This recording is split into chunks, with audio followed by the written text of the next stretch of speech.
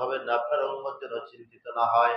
আপনার উম্মতের জন্য এমন এমন কিছু রাত আমি রেখেছি যা অন্য কোন নবীর উম্মতের জন্য ছিল না। সেটা হলো লাইলাতুল কদর। কোন উম্মত যদি একটা লাইলাতুল কদরের নামাজ সারা রাত যদি ইবাদত বন্দেগী করতে পারে, আল্লাহ তাআলা ৮৩ বছর ৪ মাস এর চেয়েও বেশি দিবেন। ৮৩ বছর ৪ মাস বলা হয়েছে, বেশি কি পরিমাণ দিবেন এটা আমাদের কারোর জানা নাই। বেশি কতটুকু? আর আল্লাহর বেশি বলা মানে অনেক অনেক অনেক বেশি। আমি যা চিন্তা করব তার চেয়ে বেশি। দুনিয়ার মধ্যে অনেক সময় বড় দানবীর যারা, তাদের কাছে আমরা যা চাই তার থেকে অনেক বেশি পরিমাণে দেয়, আমরা খুশি হয়ে যাই। আর আল্লাহর বেশি মানে এটা সীমা বলা যাবে না কি পরিমাণ বেশি হতে পারে, অনেক অনেক বেশি হবে।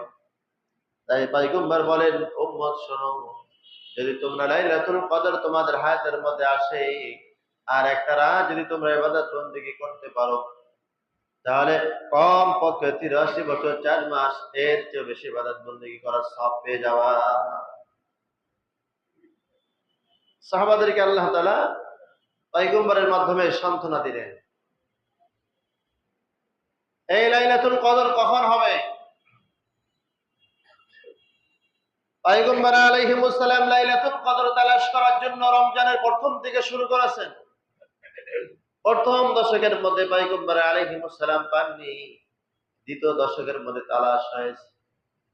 দ্বিতীয় দশকে যখন তালাশ পেলেন না, তখন আল্লাহ তাআলা জানিয়ে এলেন, ফেরেশতাদের মাধ্যমে জানালেন, পয়গম্বর আপনি যে রাত তালাশ করেন ও রাত রাখা হয়েছে শেষ দশকের মধ্যে।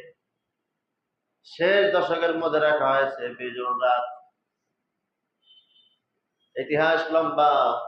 পয়গম্বর আলাইহিস সালাম সাহাবাদেরকে শোনালেন যে তোমরা যদি লাইলাতুল কদর তালাশ করতে চাও তাহলে শেষ দশক আখিরুহু ইতকুম মিনান নার, আল্লাহ তাআলা শেষ দশকের মধ্যে বেজোড় রাতগুলোর মধ্যে লাইলাতুল কদর রেখেছেন। আগে তো এই রাত নির্দিষ্ট ছিল, আমাদের জানা আছে। আগে রাত নির্দিষ্ট ছিল, কিন্তু আল্লাহ তাআলা আবার সে তারিখটা ভুলাইছেন আমাদের বিশেষ ফায়দার জন্য।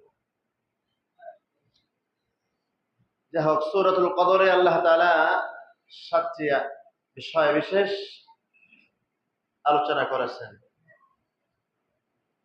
১ নাম্বার, আল্লাহ তাআলা লাইলাতুল কদরে কোরআন নাযিল করেছেন। ইন্না আনজালনাহু ফি লাইলাতুল কদর, নিশ্চয় আমি আল্লাহ তাআলা লাইলাতুল কদরে কোরআন